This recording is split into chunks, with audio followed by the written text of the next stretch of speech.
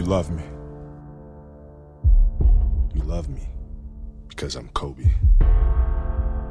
Because I'm a 5-time champion. Because I'm one of the greatest to step on the court. But you shouldn't. You should hate me. Hate me. Because I gave you 4 a.m. Because I pushed you when no one else would. Hate me. Because I demanded greatness. And greatness demands everything.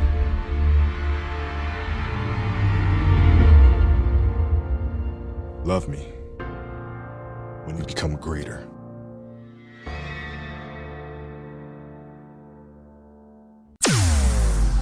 Vous êtes bien sur Radio Off Basket, la radio qui vous parle de NBA, la radio qui vous écoute. Basketball, c'est mieux à la radio. La radio qui vous parle de NBA, c'est Radio Off Basket. Le basketball, c'est mieux à la radio. When they start comparing, who's the best of all time, I never can accept that role. There's a lot of old guys that influenced my game, and if I didn't see those guys, there's no way my game would have evolved. So I'm not here campaigning for the best player in the world or in the history. I'm not saying that, because everybody plays differently in different eras.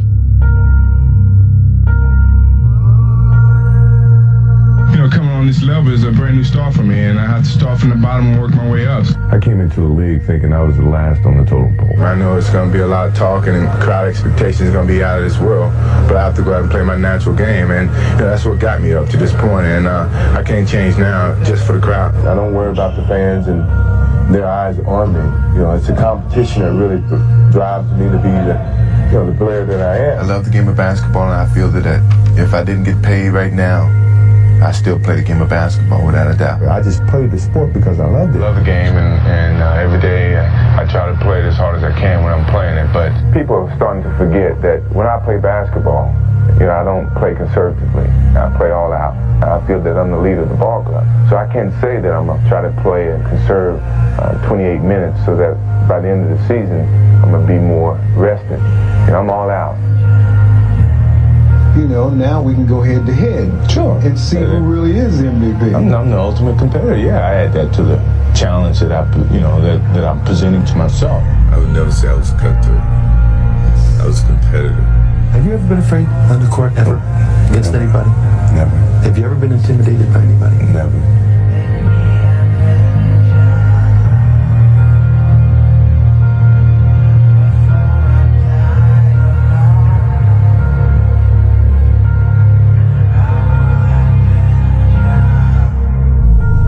All that trash talking starts when it's 0-0 instead of 5-6 point lead. That's where it starts. I'm a competitor to a point where if you're my opponent, if I knock you down, I'm not picking you up. It's your opinion. It's their opinion. I accept that as their opinion. If you ask me, I would never say that I'm the greatest player. La radio qui vous parle de NBA, c'est Radio Off Basket. Le basketball, c'est mieux à la radio. Cold calling people, man. Just pick up the phone, call them up, and let's just talk. There's nothing in particular. I just want to talk and just, explain to me how you see your business. How do you operate the business? Johnny Ives in particular. It's just fascinating. His process of creating design.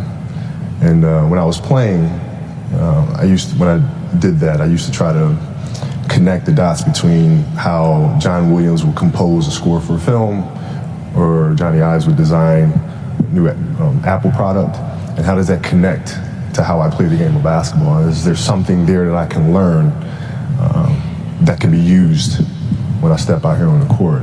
There's lessons that surround us. Life is basically a library. All we need to do is just open our eyes and look and ask and read accordingly. So is that something you were doing? You were building those relationships even outside of your interests as a businessman, really, even as an athlete and a basketball player? Yeah, it's the curiosity. I think the curiosity is the most important thing. It's it sounds really weird to say, but you mean like leadership lessons. You know, I learned leadership lessons just from walking in the park and just observing nature and the sun's relationship with nature and relationship with the moon and the sun understanding when to be present and when to go away, right? Because as a teammate, it was like, dude, the sun's out all damn long. You're going to sunburn a hell of a lot of people, right? So if I'm playing this game and I'm on top of my guys for 48 minutes, dude, you're going to sunburn every single teammate there, right? So there's certain times where it's important for the sun to be present. There's other times where it needs to go away, right? And but they're life lessons that surround us at all times, and I've always been extremely curious about those things. Vous êtes bien sur Radio Off Basket, la radio qui vous parle de NBA, la radio qui vous écoute. Basketball, c'est mieux à la radio. La radio qui vous parle de NBA, c'est Radio Off Basket. Le basketball, c'est mieux à la radio.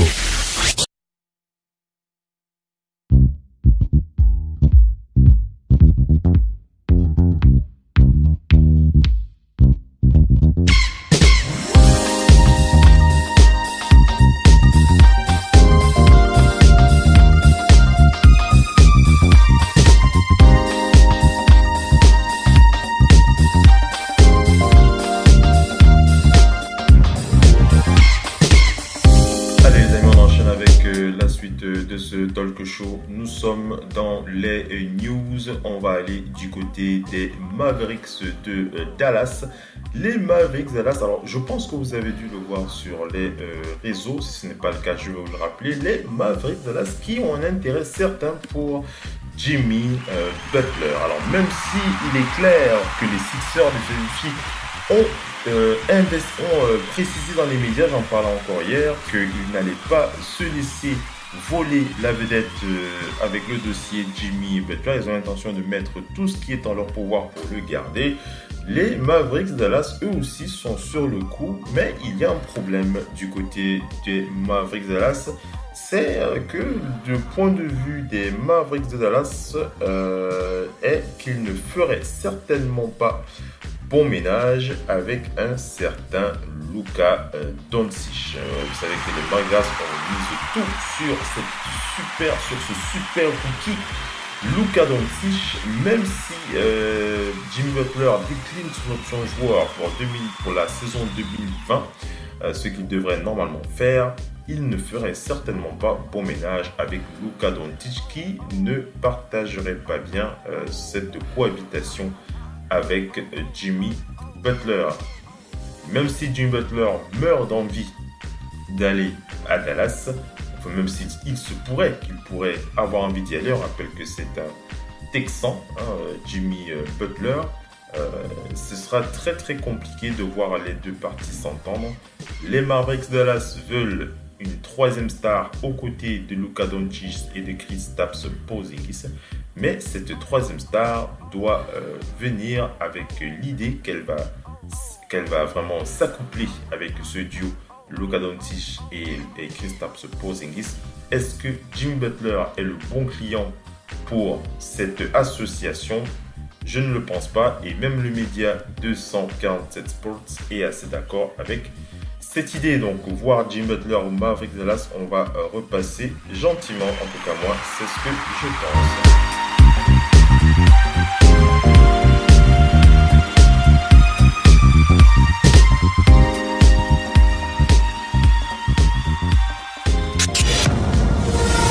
La radio qui vous parle de NBA, c'est Radio Off Basket. Le basketball, c'est mieux à la radio.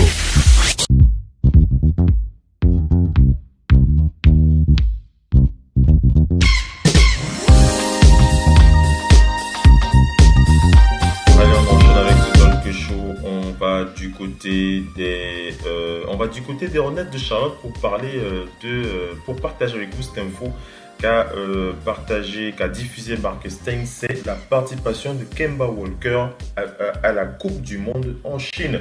Donc il rappelle que USA Basket a donc commencé à rassembler son effectif de cet été pour aller en Chine, et l'engagement de Kemba Walker et des Hornets ainsi qu'une forte indication de la participation d'Anthony Davis des Pelicans indique qu'ils aimeraient jouer selon donc les proches de la ligue. Si Kemba Walker joue, ce qu'il aimerait bien faire, il affrontera donc le Japon en phase de groupe.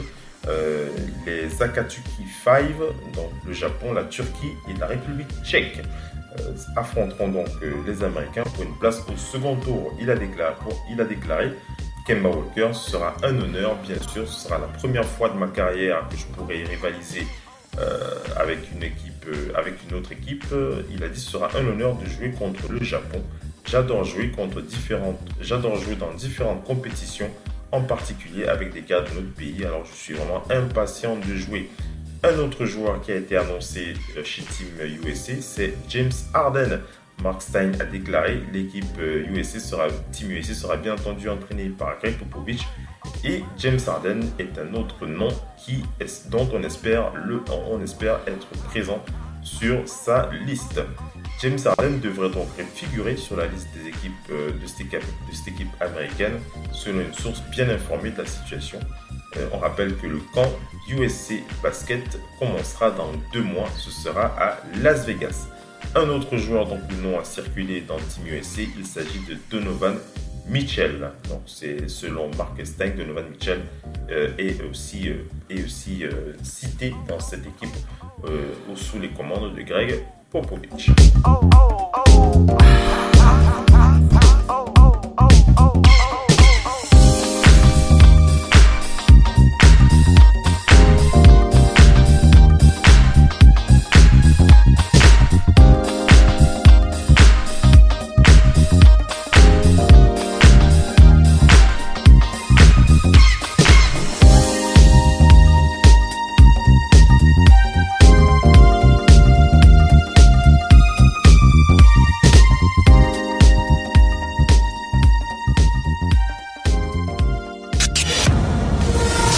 La radio qui vous parle de NBA, c'est Radio Off Basket. Le basketball, c'est mieux à la radio.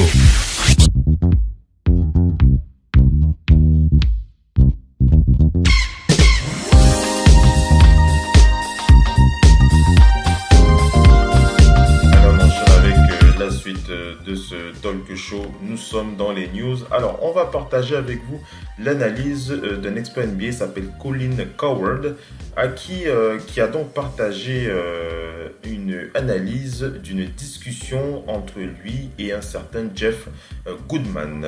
Jeff Goodman, qui est un proche de Kyrie Irving. C'est quelqu'un qui connaît parfaitement Kyrie.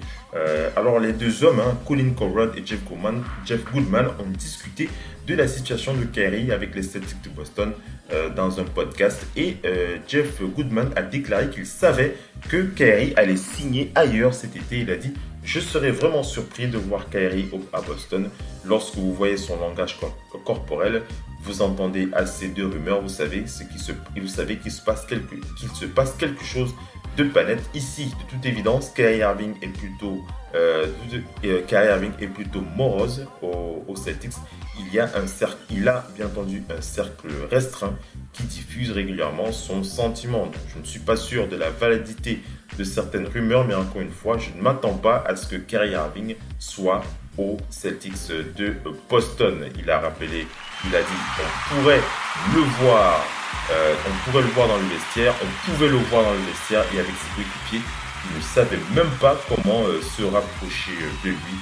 Il a rajouté que la particularité de Kyrie Irving, c'est qu'il est devenu une personne difficile avec qui vous pouvez être. Et les Celtics ne seront pas aussi dévastés s'ils le perdaient cet été, car ils ont toujours le noyau qui les a conduits en finale de la conférence Est l'année dernière.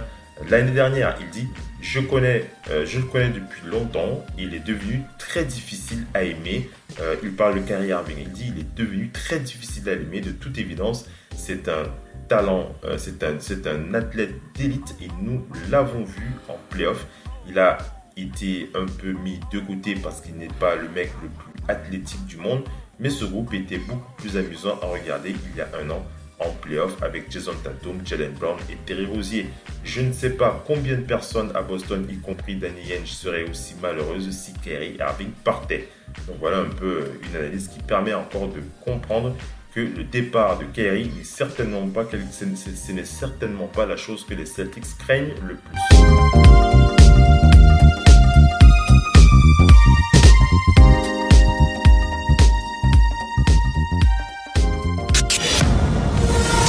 La radio qui vous parle de NBA, c'est Radio Off Basket. Le basketball, c'est mieux à la radio.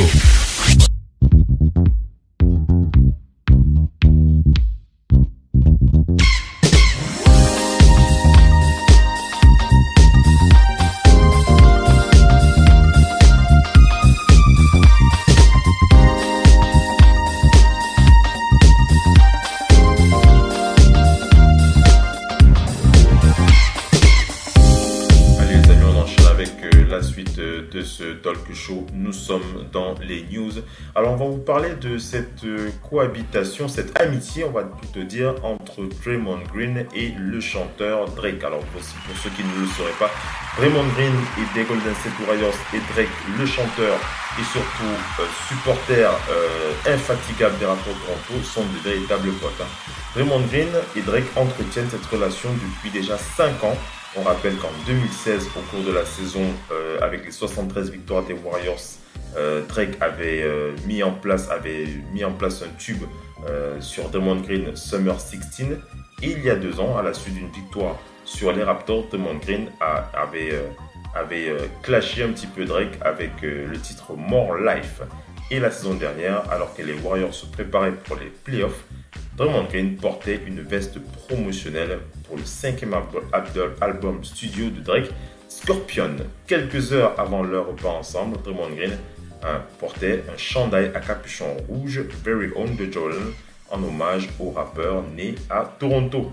Donc c'est NBC Sport qui rappelle cette proximité entre Draymond Green et Drake. Donc c'est bien amusant de voir lorsque Drake troll les Warriors, mais il ne faut pas oublier qu'il a toujours son pote dans cette équipe.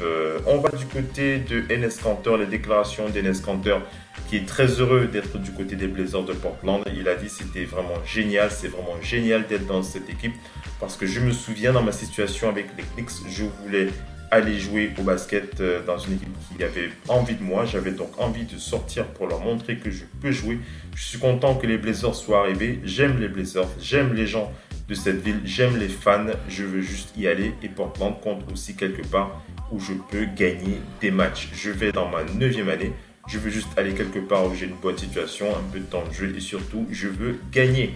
On rappelle qu'Enes Kanter sera présent dans tout le pays aux États-Unis cet été. Il organisera près de 42 camps dans 32 États. Son camp de Hive était le premier des 2 dimanches. Enes Kanter avait quelques heures à passer avant un camp du soir au Lifetime Fitness à Oklahoma City. Il a déclaré « Je vais dans toutes les villes de la NBA et ils nous encouragent et ils viennent au match. Ils soutiennent notre équipe et la NBA. Alors je pense qu'il est important que les joueurs leur rendent. » C'était dans le média Oklahoman. On va enchaîner avec les Pistons de Détroit. C'est le média Détroit Free Press qui précise, qui parle de Blake Griffin. Blake Griffin qui avait subi une intervention arthroscopique réussie au genou gauche et qui ne devrait manquer aucun entraînement prévu pour l'été. Donc Blake Griffin a joué de façon fantastique, avait déclaré André Drummond. Il a dit il va prendre soin de son corps cet été et revenir à 100%. Tu dois enlever ton chapeau à un type qui lutte contre la douleur. Ce n'est pas amusant de jouer avec une blessure au genou. Une meilleure façon pour André Drummond de soutenir son ami Blake Griffin. Et on va terminer avec cette info, c'est du côté de FIBA avec l'équipe nationale républicaine alors c'est le directeur de l'équipe nationale, c'est le directeur de l'équipe nationale de la République dominicaine, Eduardo Najri, qui a déclaré en mars que Tyler Ford, né à Puerto Plata, était dans ses pensées, de même que Karl Anthony Towns et Angel Clapper. Il dit le pourcentage pour que ces joueurs nous rejoignent est assez fort et je suis très confiant. Nous maintenons la communication avec tous nos joueurs du monde entier afin qu'ils soient informés. Je comprends que nous allons réunir la meilleure équipe. Donc voilà un peu pour cette République dominicaine qui attend bien sûr la participation de Al Horford et de Karl Anthony Towns. Voilà les amis, on est arrivé à la fin de ce talk show. Les news ont été diffusées, c'est la présent terminé. On va se préparer à aller voir ce match que nous attendons. Les Warriors et les Raptors seront dans ce Game 2.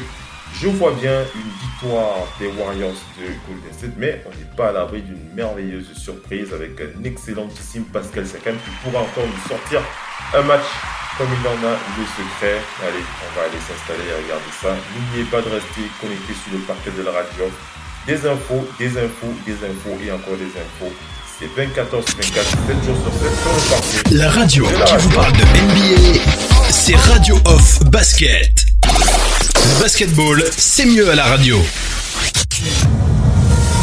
La radio qui vous parle de NBA, c'est Radio Off Basket. Le basketball, c'est mieux à la radio. As I dribble down the court and my head is up and always on a swivel, I never predetermine a move. I never come down and say, I'm going to cross over right to left now, and then hesitation, and then no. Like I come down, it's all off basketball instincts. It's all off whatever the defender in front of me does and whatever the weak side does. You know, everybody thinks the NBA is just all athletic or all being able to shoot. No, you still need those fundamentals from when you were taught to an 8-year-old to, you know, when you're a 28, 29-year-old in the NBA. There's a lot of moves and a lot of decision making that you have to make within a small time frame in order to be one of those elite guys. So as I come down, my head is up, and I just, boom, got you. That right there happens in 2 seconds, maybe less than that. It got to be a quick decision. Obviously, I'm a playmaker, and I got to make sure I get all my guys involved, but I'm a scorer as well. So as I come down as a playmaker and scorer, myself is first, get by him, then I make the next decision. If he comes to step up, I throw the lob to Clint. If he doesn't step up, I go dunk the ball. If the big comes over and helps, and that guy sinks in, then I got one of my shooters in the corner, all right?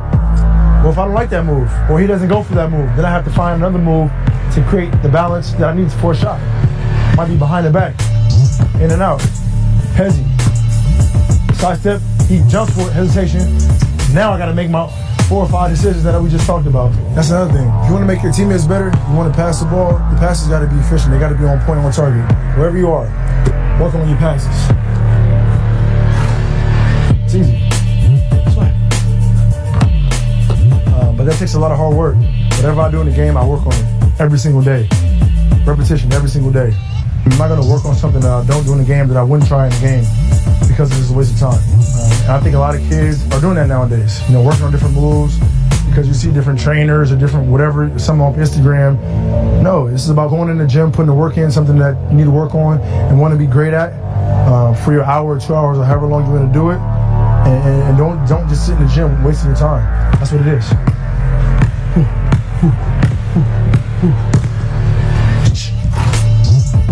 Yeah.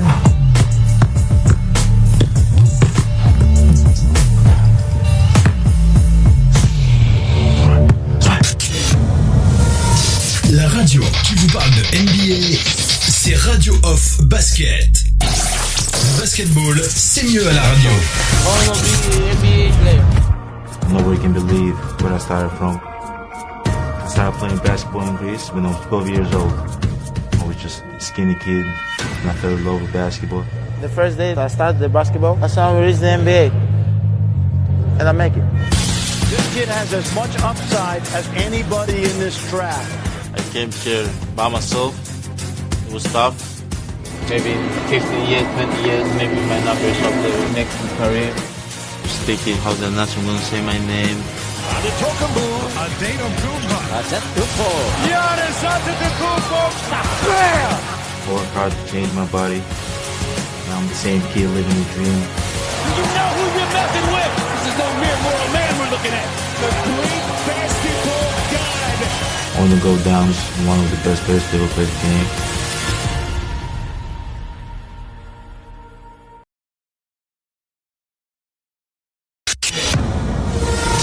La radio qui vous parle de NBA, c'est Radio Off Basket. Le basketball, c'est mieux à la radio.